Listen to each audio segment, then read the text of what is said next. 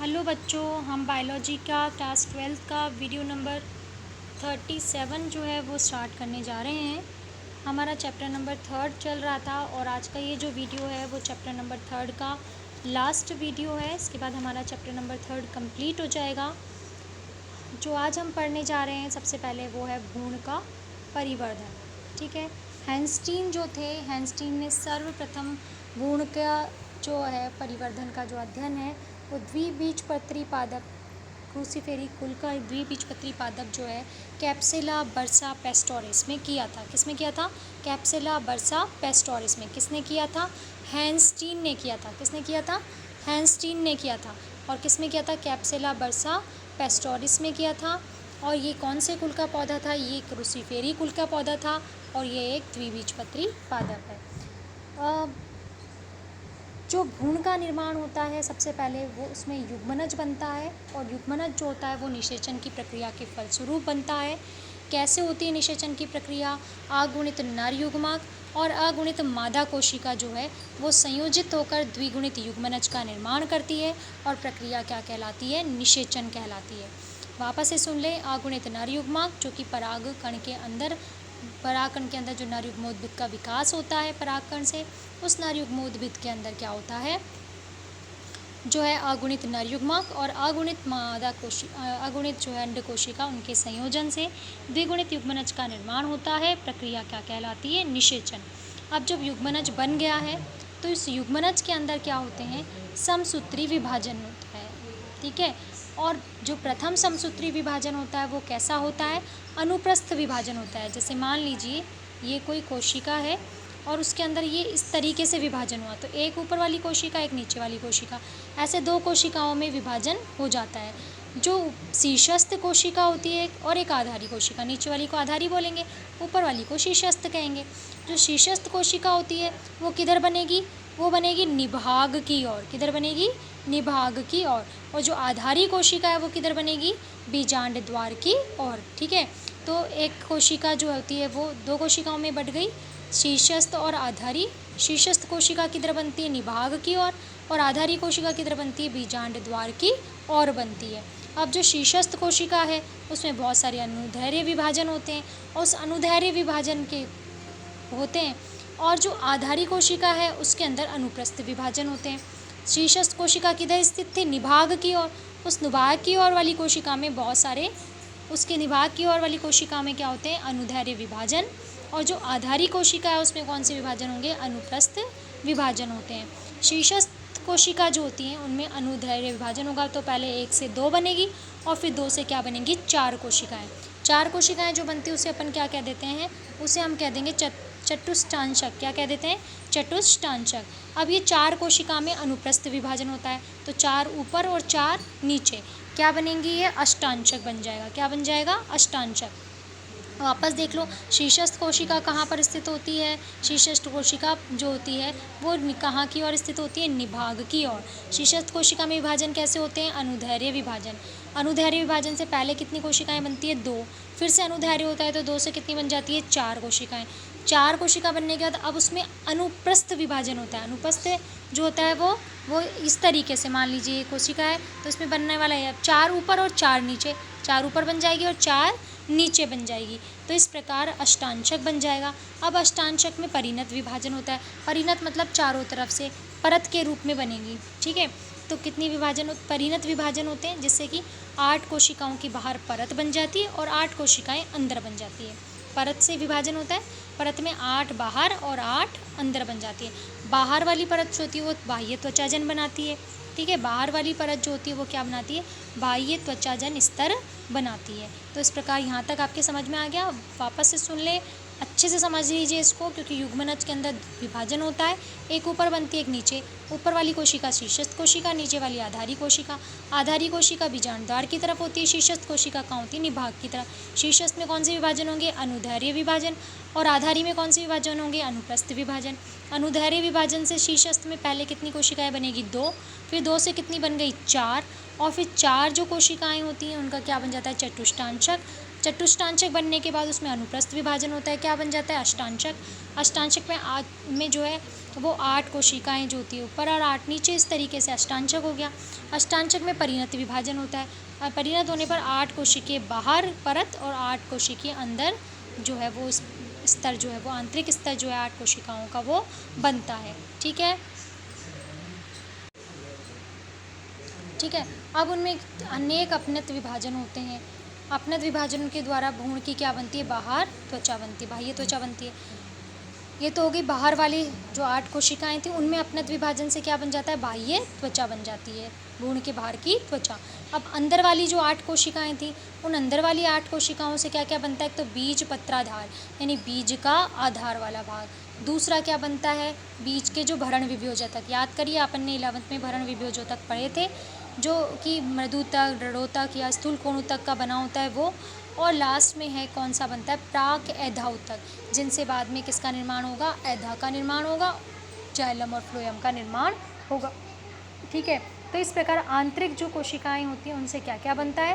पहला बीज पत्राधार, दूसरा क्या बनता है इसके अंदर? बीज के भरण विभोजक, और तीसरा क्या बनता है? प्राक एधा। ठीक है, अब जो आधारी कोशिका थी जिसमें हमने कहा था अनुप्रस्थ विभाजन होते हैं, उन अनुप्रस्थ विभाजनों से क्या होता है? 7 से 10 कोशिकीय जो है वो निलंबक का निर्माण हो जाता है। क्या हो जाता है? 7 से 10 कोशिकीय निलंबक। ये इस तरीके से निलंबक बन जाता है और ये इसमें लगातार अनुप्रस्थ विभाजन जो है वो होते रहते हैं। लगातार अनुप्रस्थ विभाजनों से क्या बन गया? निलंबक। और इसकी जो सबसे नीचे वाली कोशिका होती है वो इस तरीके से फूल जाती है। फूल के क्या बना लेती है? ये वाला भाग क्या कहलाता है? चुष्कांग। क्या कहलाता है? चुष्कांग। ये चुष्कांग वाला जो भाग होता है ये क्या करता है? भ्रूण पोष से पोषण को अवशोषित करता है और अवशोषित करके इसके ऊपर की तरफ यहाँ भ्रूण बन रहा होता है, तो अवशोषित करके किसको पकड़ा देता है? ये भ्रूण को पकड़ा देता है। ऊपर भ्रूण बनता है जो अपन ने शीर्षस्थ कोशिका से बन रहा था ना, वो इधर भ्रूण बनेगा और इधर नीचे की तरफ क्या बन रहा है? ये निलंबक बन रहा है। इसकी सबसे अंतिम कोशिका क्या कहला रही है? चुष्कांग बना रही है। और इसकी जो भ्रूण की साइड वाली कोशिका है सबसे अंदर, उसे हम क्या कह देते हैं? अधःस्फीतिका। क्या कह देते हैं? अधःस्फीतिका। ठीक है, अधःस्फीतिका क्या करती है? इधर मूलांकुर विकसित होगा, तो ये मूलांकुर के साथ मूलांकुर का क्या बनाती है? शीर्ष भाग बनाती है। क्या बनाती है? शीर्ष भाग। वापस से सुन ले, आधारी कोशिका में बहुत सारे अनुप्रस्थ विभाजन हो रहे हैं और अनुप्रस्थ विभाजनों के फलस्वरूप निलंबक बन रहा है। निलंबक की सबसे अंतिम कोशिका फूलकर चुष्कांग बनाती है और निलंबक की भ्रूणीय और कक्ष की ओर स्थित कोशिका जो होती है वो मूलांकुर का क्या बनाती है? शीर्ष बनाती है। क्या कहलाती है? अधःस्फीतिका। क्या कहलाती है? अधःस्फीतिका। ठीक है, अब शीर्षस्थ कोशिका में हमने आपको कहा था कि बीज पत्राधार, भरण विभोजक और इन सब का। अब कोशिकाएं तेजी से विभाजन कर रही होती है। पहले तो भ्रूण कैसा होता है? गोलाकार, और बाद में कैसे होता जाता है? हृदय के आकार का। बाद में कैसा हो जाता है? इस तरीके से हृदय के आकार का हो जाता है। ठीक है, इस तरह से हृदयाकार भ्रूण जो है वो हो जाता है। उसके बाद जो है हृदयाकार भ्रूण जो हो जाता है, अब उन दोनों जो हृदयाकार भ्रूण जो होते हैं इसमें 2 पार्श्वीय जो है बीज पत्र जो हैं वो विकसित जाते हैं, एक ये रहा और एक ये रहा। तो 2 इस तरीके से पार्श्वीय बीज पत्र बन रहे हैं दोनों तरफ पार्श्व में। ठीक है, और इनके बीच में एक खांच विकसित हो रही है ना यहाँ पे खांच, तो ये बीच में खांच विकसित होती है। इस खांच के अंदर जो है वो पीछे की ओर क्या बनता है? प्रांकुर। क्या बनता है? प्रांकुर। ठीक है, और यहाँ मूलांकुर। इस तरीके की तरफ क्या बनेगा? मूलांकुर। ठीक है, आधार वाली साइड पे मूलांकुर और जो है वहाँ पर प्रांकुर होता है। जो एक बीज पत्री होते हैं, एक बीज पत्री में तो क्या होता है कि प्रांकुर जो होता है वो पार्श्वीय होता है और बीज पत्र जो होते हैं वो फ्रंट में होते हैं। द्विबीजपत्री में बीज पत्र तो साइड में है, देखिए बीज पत्र तो साइड में है और फ्रंट में क्या है? प्रांकुर है। तो ये डिफरेंस होता है एक बीजपत्र और द्विबीजपत्री में।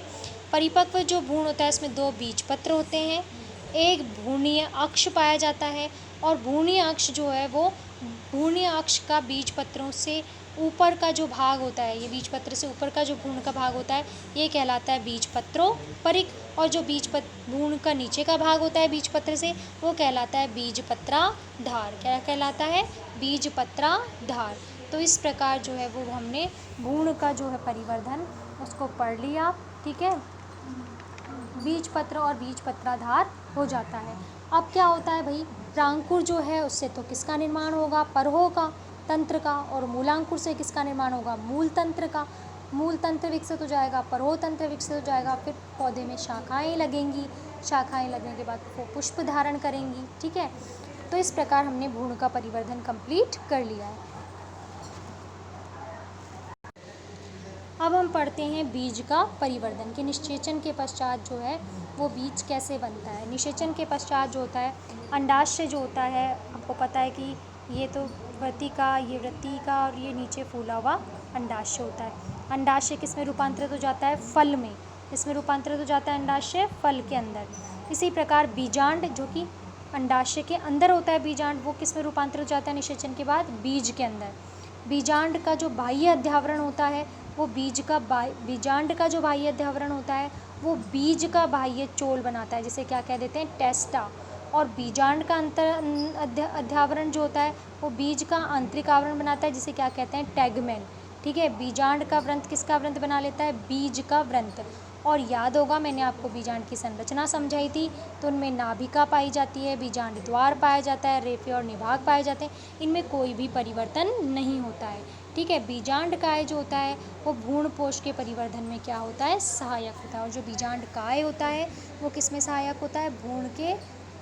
भ्रूणपोष के परिवर्धन में सहायक होता है। और कभी कभी जो भ्रूणपोष होता है वो चारों तरफ, बीज के चारों तरफ एक पतली झिल्ली के रूप में दिखाई देता है। कभी कभी जो भ्रूणपोष होता है वो एक पतली झिल्ली के रूप में दिखाई देता है, जिसे हम क्या कह देते हैं? परिभ्रूणपोष। और इसका उदाहरण क्या है? काली मिर्च। बीजांड के चारों तरफ क्या पाया जाता है? यदि एक मांसल आवरण मिले तो वो मांसल आवरण जो होता है वो कईयों में खाने योग्य भी होता है, क्या कहलाता है? एरिल। और किस में पाया जाता है? ये लीची के अंदर पाया जाता है। किस में पाया जाता है? लीची के अंदर। बीजांड द्वार वाला जो छोर होता है वहाँ पर एक सफ़ेद रंग की संरचना पाई जाती है कुछ पौधों में, जैसे क्या कहलाती है? वो कैरेंकल कहलाती है। जैसे किस में पाई जाती है? यूफोर्बिएसी कुल अरंडी के अंदर जो है वो पाई जाती है। ठीक है, बीजांड द्वार वाला जो छोर होता है उस पर एक सफ़ेद रंग की संरचना, ऐसी संरचना, सफ़ेद रंग की संरचना। अब एक बीजपत्री जो पादप होते हैं उसमें बीजांड द्वार वाले सिरे पर एक प्लग नुमा संरचना पाई जाती है, जिसे अपन क्या कह देते हैं?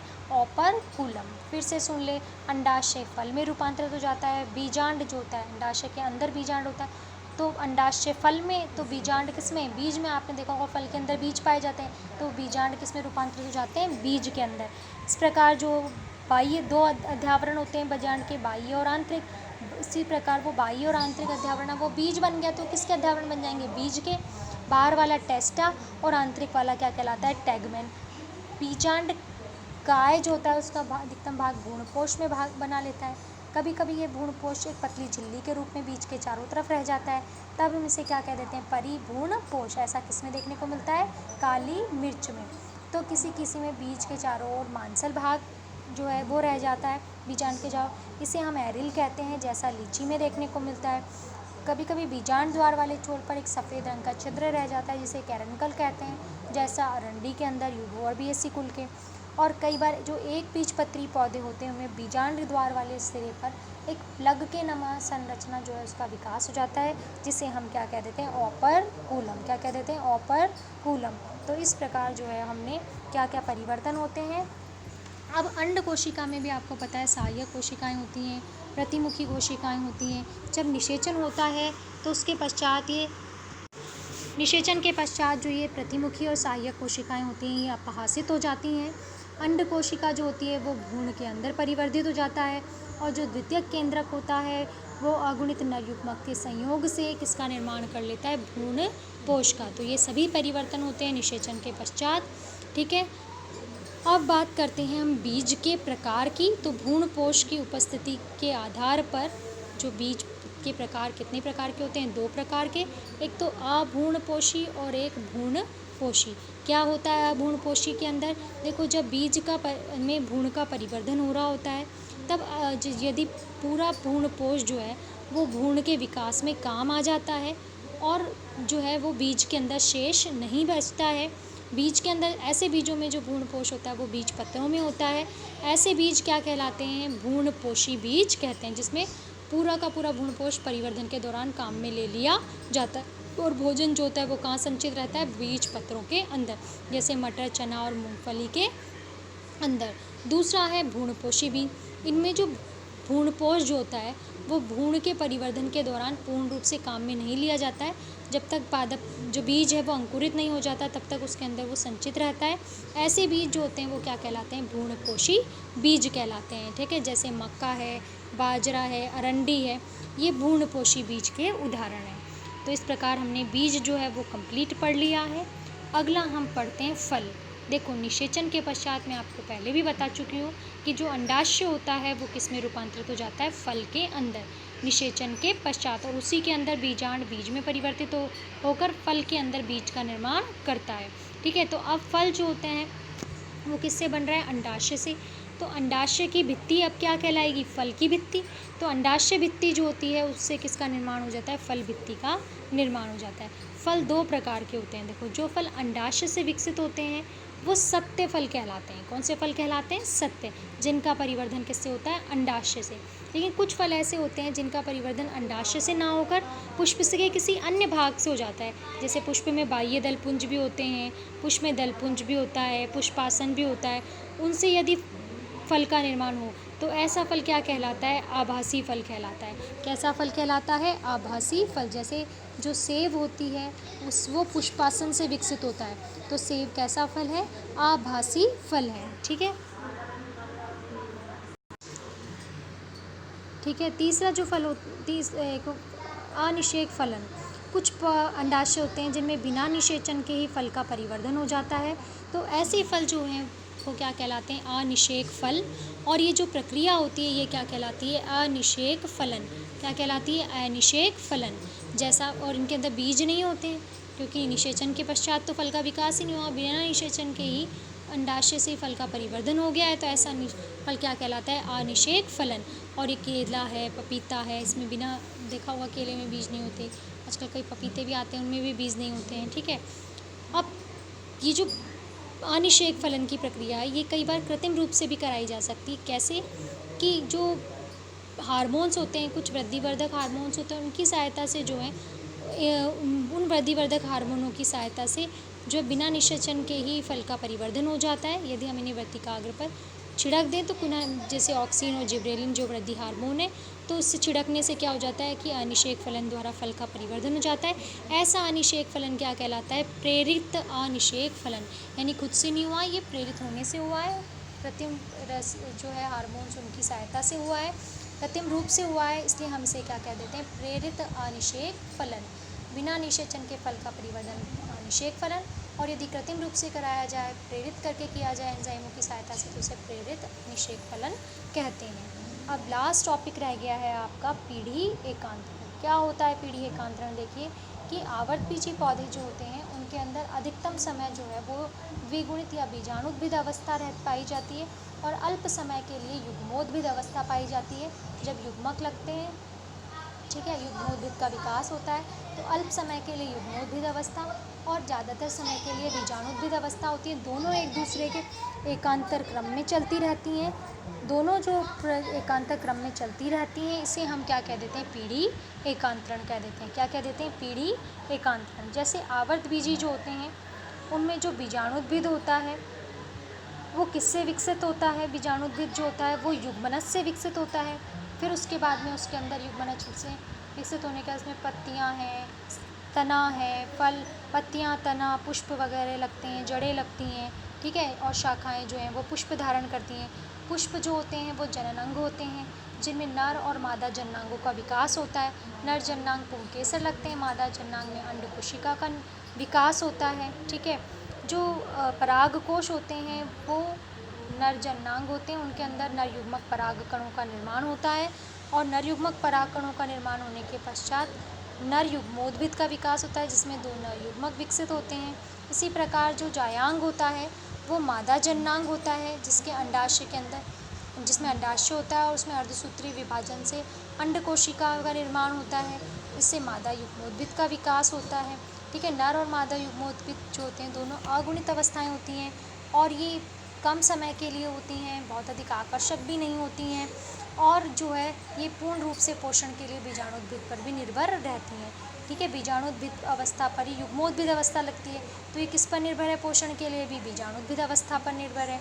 ठीक है, भ्रूण कोश जो होता है उसमें अंड कोशिका और जो है नर युग्मक दोनों मिलकर क्या बना लेते हैं, युग्मनज। फिर से बीजाणुद्भिद अवस्था आ जाती है, युग्मनज के अंदर फिर से विभाजन होते हैं और विभाजन होने के पश्चात जो है वो बीज अंकुरन होने के बाद फिर बीजाणुद्भिद पौधा जो है उसमें युग्मकों का विकास होता है, फिर युग्मोद्भिद का विकास होता है, फिर अल्प समय के लिए होता है, फिर बीजाणुद्भिद में डेवलप हो जाता है। तो इस प्रकार ये प्रक्रिया एकांतर रूप से चलती रहती है, जिसे हम क्या कह देते हैं, पीढ़ी एकांतरण। जिसे हम क्या कह देते हैं, पीढ़ी एकांतरण कह देते हैं।